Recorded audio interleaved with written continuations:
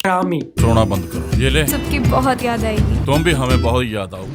हम ही हो बेटा। लैला। हाँ जी, तो कैसा ड्राइवर हूँ मैं? ड्राइवर तो आप अच्छे हो, मगर आपका चालान बनता है। ये सब क्या देखना पड़ रहा है? ये बहुत पॉपुलर वेब सीरीज है यूट्यूब पर, जिनके बारे में आपने शायद कभी सुना भी नहीं होगा। तुम्हारी भी चाहत पूरी हुई, मेरी भी। हाँ पम्मी, चल बाद में बात करते हैं। कई लोग ऐसे शोज को बी ग्रेड कंटेंट बुलाएंगे, पर इन वेब सीरीज के कुछ एपिसोड्स को लाखों व्यूज मिलते हैं। और YouTube कोई अकेला प्लेटफॉर्म नहीं है ऐसे बी ग्रेड कंटेंट के लिए। उल्लू, ऑल्ट बालाजी और MX प्लेयर पर आपको कई बी ग्रेड मूवीज और सीरीज मिल जाएंगी। जैसे गंदी बात पब्लिश हुई है ऑल्ट बालाजी पर, और इस वेब सीरीज के ट्रेलर को 2.5 करोड़ व्यूज मिले हैं YouTube पर। हाँ, 2.5 करोड़। मेरे तो उतने सब्सक्राइबर्स भी नहीं है, पर खैर वो अलग बात है। एक और मूवी है ये, किचन का टैप लीक हो रहा है, जहाँ 1980s में एक बैंक क्लर्क राइटर बनना चाहता है, पर कहानी में ट्विस्ट हो जाता है जब ये राइटर एक पॉर्न सीरीज लिखता है। और अभी हम क्या लिख रहे हैं? मस्त राम। नहीं, क्या लिख रहे हैं? मस्त राम। और आज के इंटरनेट पर आपको ऐसी कई बी ग्रेड मूवीज और सीरीज मिल जाएंगी। तो ये मूवीज इतनी पॉपुलर क्यों है इंडिया, इसी के बारे में मैं आपको बताना चाहता हूँ इस वीडियो। और इस इंटरेस्टिंग टॉपिक के लिए मैंने कई रिसर्च पेपर्स पढ़े ताकि आपको मैं एक कहानी बता सकूँ।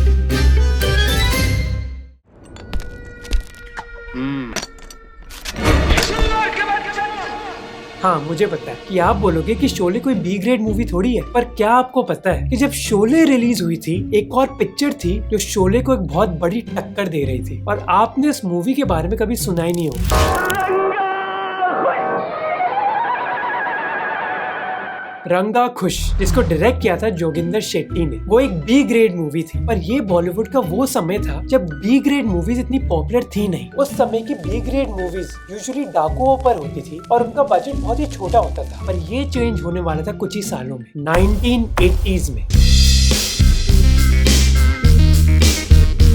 अगर आप बॉलीवुड एक्टर्स और डायरेक्टर्स का इंटरव्यू देखोगे, कई बार वो बोलेंगे कि 1980s सबसे बेकार समय था बॉलीवुड के। वो इसलिए बोल रहे हैं क्योंकि उस समय बी ग्रेड मूवीज की पॉपुलैरिटी बहुत ज्यादा थी। कई लोग तो 1980s को एक कलंक मानते हैं इंडियन सिनेमा के लिए। प्यासा शैतान, आदमखोर, रात के अंधेरे में, कब्रिस्तान, मारधाड़, ये ऐसी कुछ बी ग्रेड मूवी थी जो बहुत पॉपुलर थी। तो अब सवाल ये है कि 1980s में ऐसा क्या हुआ भाई, जिसकी वजह से ऐसी मूवीज इतनी पॉपुलर हुई? इसके 3 कारण है। ये सीन कोई बी ग्रेड मूवी का नहीं है, बल्कि AIB के एक वीडियो का है, और ऐसा ही कुछ हुआ था सिनेमा की ऑडियंस को 1980s में। और ये क्यों हुआ था? क्योंकि 1980s के दौरान इंडियन मिडिल और अपर क्लास घरों में एक बेहतरीन टेक्नोलॉजी आ गई थी, VCR। 1982 में कलर टीवी इंट्रोड्यूस हुआ, और 2 साल के अंदर इंडिया में कलर टीवीज की संख्या 5000 से 50 लाख तक चली गई। जिसके बाद अपर और मिडिल क्लास लोगों को ये लगा कि अरे मूवी देखने के लिए थिएटर में जाने की क्या जरूरत है, हम घर बैठे ही देख सकते हैं। देखो, एक बात साफ कर देता हूँ, इस टीवी को सिर्फ एक आदमी हाथ लगाएगा। इसी वजह से जो मेन स्ट्रीम मूवीज थी, उनका परफॉर्मेंस बॉक्स ऑफिस पर गिरने लगा। कई मेन स्ट्रीम मूवी जैसे धर्मेंद्र की बर्निंग ट्रेन और आसपास बॉक्स ऑफिस पर फेल हो गई। क्या टेलीविजन और वीडियो कभी सिनेमा के लिए एक थ्रेट बन सकता है? हॉलीवुड में बन गया था ना। हाँ। उसके बाद उन्होंने एक सीधी पॉलिसी इस्तेमाल की कि if you can't beat them join them. पर जहां मेन स्ट्रीम मूवीज स्ट्रगल कर रही थी, कुछ चंट लोगों को लगा कि क्यों ना हम डिफरेंट टाइप की मूवीज बनाएं, क्योंकि अब थिएटर की ऑडियंस अलग हो गई है। क्योंकि जब अपर और मिडिल क्लास लोग थिएटर में इतना नहीं जाने लगे, उसका मतलब था कि सिनेमा की ऑडियंस थी यूजुअली वो लोग जिनके पास इतने पैसे नहीं थे, और इन लोगों के टेस्ट बहुत अलग थे। ये थे वर्किंग क्लास लोग या फिर जिनकी ब्लू कॉलर जॉब्स थी। और ज्यादा हमारे पिक्चर देखने वाले रिक्शा वाले, ठेला वाले, हमारे वो सब रोड शॉप पे आते देखने। जो नई ऑडियंस आ रही थी थिएटर्स में, उनकी चॉइस अलग थी। हॉरर,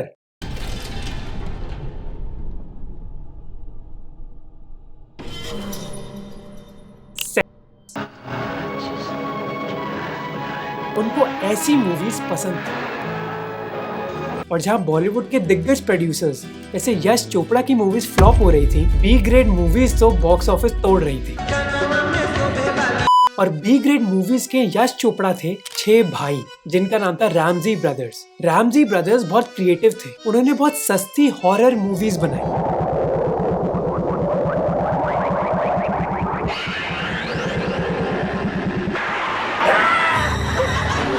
इनफैक्ट हिंदी सिनेमा में मेन स्ट्रीम मूवीज से पहले रैमजी ब्रदर्स ने हॉरर मूवीज को पॉपुलर बनाया।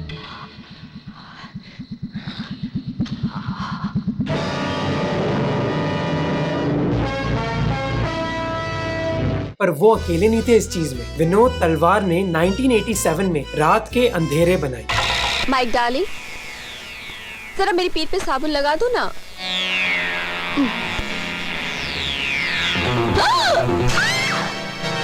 जो हिट हो गई तो रैमजी ब्रदर्स, विनोद तलवार और मोहन भकरी की मूवीज जनता में पॉपुलर हो गई। इस सीन को देखिए।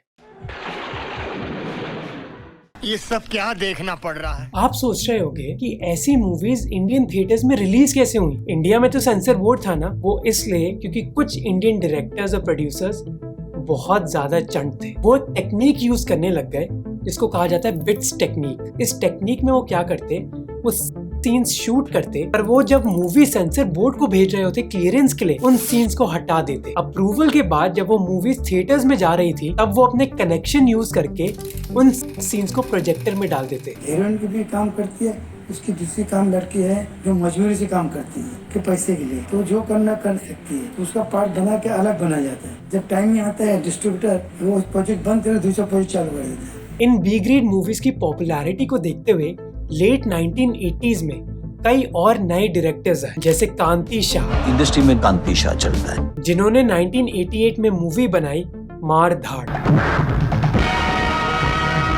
इस मूवी का बजट छोटा नहीं था, 25 से 30 लाख रुपए था, जो उस टाइम में एक बहुत बड़ा बजट होता था छोटी मूवीज के लिए। कांति शाह की वजह से बी ग्रेड मूवीज का नक्शा चेंज हो गया। असीम चांदवर, जिन्होंने बी ग्रेड मूवीज पर एक डॉक्यूमेंट्री बनाई है, वो कहते हैं कि कांति शाह एक लेजेंड है। मतलब वही एक किंग रहा छोटी फिल्म, ओनली वन, कांति शाह। ये सीन है 1998 की मूवी गुंडा से। मेरा नाम है बुल्ला, रखता हूँ खुल्ला।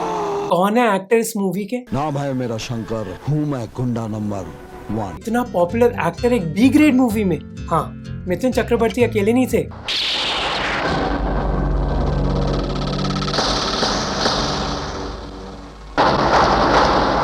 तुम्हारी ये गोली लोहे के शरीर के पार नहीं जा सकती। धर्मेंद्र जैसे सुपरस्टार्स भी बी ग्रेड मूवीज में आने लगे, और ये सब हुआ कांति शाह की वजह से। जहाँ मार धाड़ में कांति शाह एक प्रोड्यूसर थे, कुछ टाइम बाद वो अपनी मूवीज डायरेक्ट भी करने लग गए। उन्होंने गंगा जमुना ललकार बनाई, जो एक छोटे बजट की पिक्चर थी डाकुओं के बारे में। जंगूरा नहीं अधूरा, हर काम करेगा पूरा। उसके बाद गंगा बनी शोला और फूलन हसीना रामकली जैसी उन्होंने मूवीज बनाई।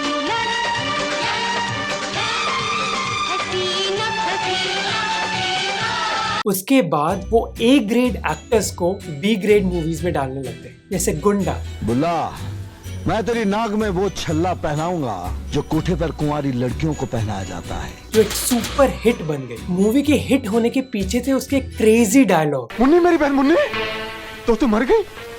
लंबू ने तुझे लंबा कर दिया, माचिस की तीली को खंबा कर दिया। जिसके लिए क्रेडिट जाता है उनके राइटर बशीर बब्बर को। पर कांति शाह रुके नहीं, उसके बाद आई मौत।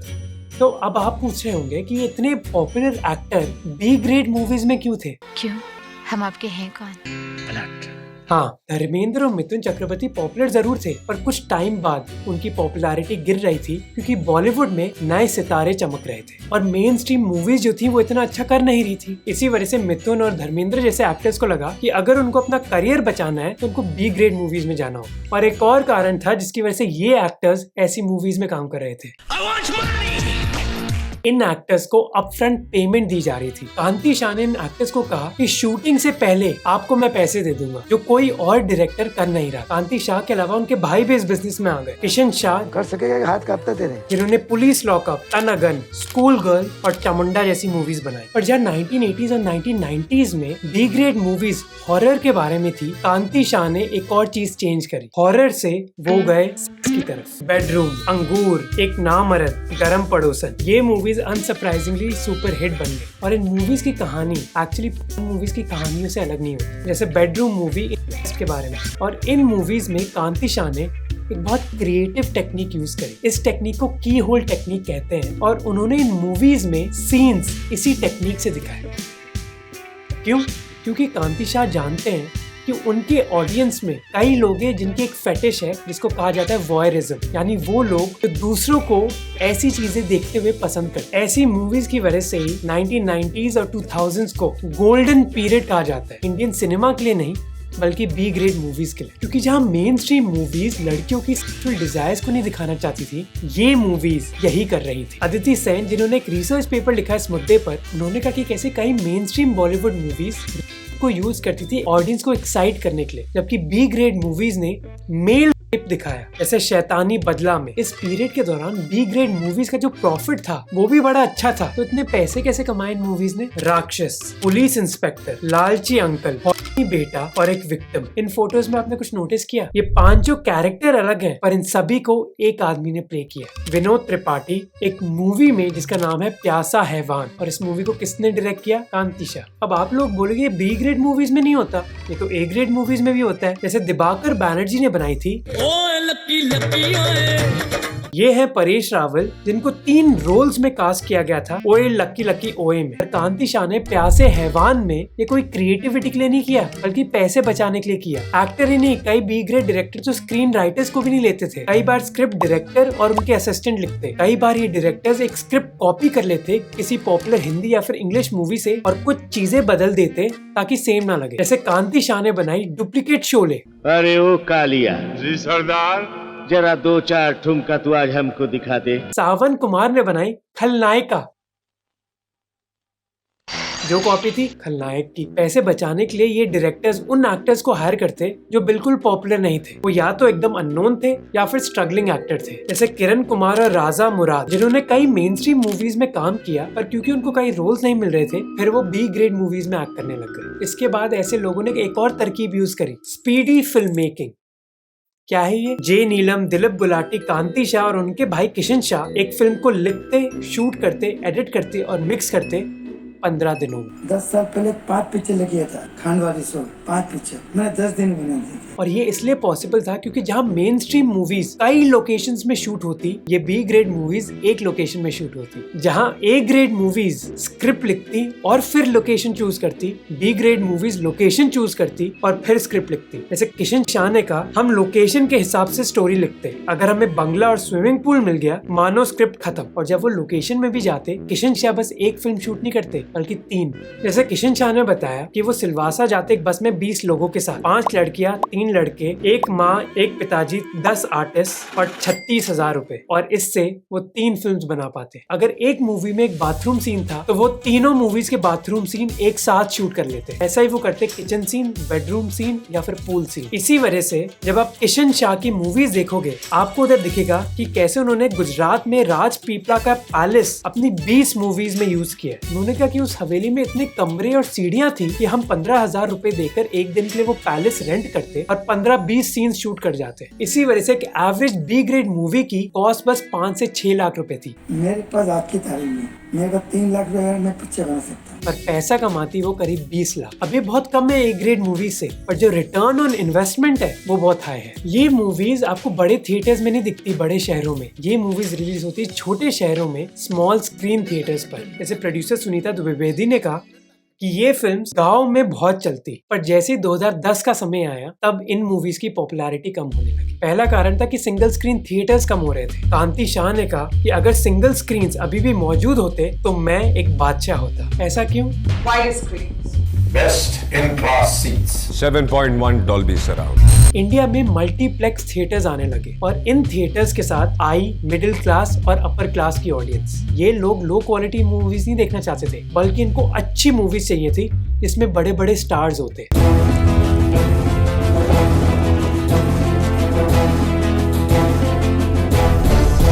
और ये मल्टीप्लेक्सेस में कांति शाह की बिट्स टेक्निक भी यूज नहीं आती। किशन शाह ओनली सेड के हम जो बनाते वो झोपड़पट्टी का था, वो बनाते थे फ्लैट वाला, तो लोग तो फ्लैट वाला ही देखेंगे। जिससे वो इरोटिक सीन्स प्रोजेक्टर में घुसा देते। मल्टीप्लेक्सेस में बड़ी बड़ी कंपनीज के हाथ थे, वो ऐसी इलीगल चीजें कभी नहीं करेंगे। इसके अलावा एक और कारण था, वो संडे फोन रहे, अरे किशन जल्दी आई, जल्दी क्या हुआ, अरे वो डब्बा है ना, काटो ये जॉइंट मारो, पुलिस आई, काट के जमा कर दो। 2011 में पुलिस ने बॉम्बे के 6 सिंगल स्क्रीन थिएटर्स पर रेड मारी, जहां उनको इलीगल मूवी के प्रिंट्स मिले 3 लाख रुपए के। जो बिट्स टेक्निक थी वो इलीगल थी और पुलिस इन चीजों पर रेड मारने लग गई। अब ऐसी गरम मूवीज के लोग उन गरम सीन्स को देखने ही आ रहे थे, उनको और सीन से इतना लेना देना नहीं था। जब पुलिस इन इलीगल चीजों को रोकने लग गई, सिंगल स्क्रीन थिएटर्स में बी ग्रेड मूवीज हॉट से सीन्स नहीं दिखा सकती थी, जिसका मतलब था कि लोग ऐसी मूवीज नहीं देखना चाहते थे। और तीसरा कारण था, let me now welcome our newest and youngest member in our family, Jio. Third thing which I think was the advent of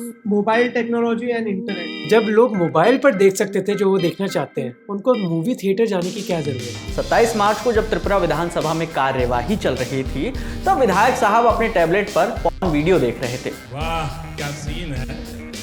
और आज के दौर में बी ग्रेड मूवीज की कमांड संभाल रहे हैं उल्लू और ऑल्ट बालाजी। भौजी कभी बदतमीजी का मौका तो दो। जहाँ पहले जमाने में बिट्स टेक्निक की वजह से फिल्म के डायरेक्टर्स हॉट सीन्स दिखा सकते थे अपनी मूवीज में, इन OTT प्लेटफॉर्म्स को फ्रीडम मिल गया है ऐसे सीन्स आपके फोन में दिखाने के लिए। इसके अलावा ऐसी मूवीज उन इंडियंस की कहानी बता रही है जो बड़े बड़े शहरों में नहीं रहते, बल्कि छोटे शहरों में रहते हैं और जिनके पास कोई जरिया नहीं है अपनी प्रॉब्लम्स के बारे में बात करने का। जैसे गंदी बात के डायरेक्टर ने कहा कि उनकी एक दोस्त थी जो बहुत इनसिक्योर थी कि उनकी चेस्ट फ्लैट है और वो किसी से डिस्कस नहीं कर सकती थी, पर उन्होंने कहा कि क्यों ना मैं इसी के बारे में एक मूवी बनाऊं, और उन्होंने ऐसा ही किया। सब लोग इन चीजों को गंदी बात कहते हैं, पर वो ऐसी ही चीजों के बारे में बात करना चाहते हैं। ऑल्ट बालाजी पर इतनी सक्सेसफुल रही गंदी बात कि अब उन्होंने इसके बारे में एक फ्रेंचाइजी बना दी है। और अगर आप गंदी बात देखना चाहते हैं तो मेरा कूपन कोड मोहक20 यूज करें।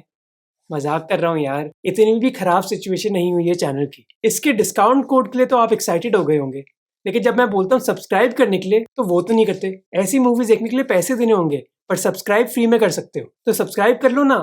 अब आगे बढ़ते हैं। ZEE5 अरे क्या हुआ भास्कर? और वूट भी ऐसा कंटेंट बनाने लग गया है। और अब उल्लू जैसे प्लेटफॉर्म्स ऐसी मूवीज हिंदी में ही नहीं बल्कि भोजपुरी और मराठी में भी बना रहे हैं। जहां बॉलीवुड मूवीज मुंबई जैसे बड़े शहरों में बनती हैं, ऐसी मूवीज छोटे शहर जैसे मेरठ में बनाई जा रही हैं। मेरठ तो ऐसी इरोटिक मूवीज का हेडक्वार्टर बन गया है। मेरठ में पहले से ही एक फिल्म इंडस्ट्री थी, पर उस जमाने में मूवीज सीडी से सर्कुलेट होती थी। लोकल्स तो मेरठ की मूवी इंडस्ट्री को मॉलीवुड बोलते हैं, पर OTT पर भी ऐसी मूवीज बनाना इतना आसान नहीं है। जैसे जब ऑल्ट बालाजी का XXX सीजन 2 रिलीज हुआ, हैदराबाद के रहने वाले एस विशाल कुमार ने एकता कपूर पर FIR करवाई। पर आज की बी ग्रेड मूवीज में एक डिफरेंस है।